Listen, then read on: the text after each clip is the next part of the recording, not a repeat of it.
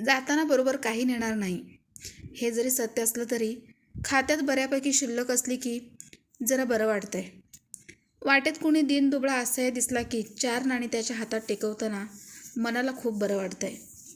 हॉटेलिंगची हौस फिटली असली तरी मित्र भेटला तर त्याच्याबरोबर गप्पा मारायला हॉटेलात बसण्याइतपत 4 पैसे जवळ असले की खूप बरं वाटतंय.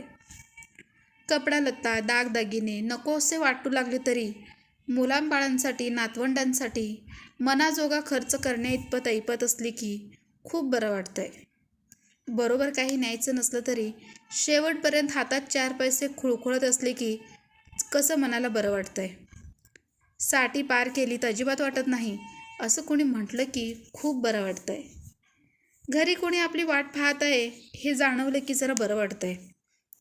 जाताना बरोबर काहीच जाणार नाही हे माहीत असलं तरी आहे तोपर्यंत जे जे शक्य आहे ते उपभोगून घेतलं की खूप बरं वाटतंय. पुढे दवा डॉक्टर काय वाढून ठेवले माहीत नाही तरी 2-4 एफडी एखादी पॉलिसी असली की मनाला खूप बरं वाटतंय. साठीनंतरही आपण मुलांबाळांसाठी भार नाही माझं मला पुरेसं आहे असं म्हणण्या इतपत पुंजी गाठीशी असली की जरा बरं वाटतंय.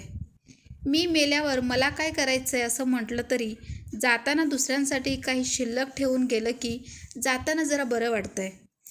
गरजेपुरता संचय करत हे तत्त्वज्ञान ऐकायला बरं वाटलं तरी भविष्यात कशा कशाची गरज पडेल हे सांगता येत नाही.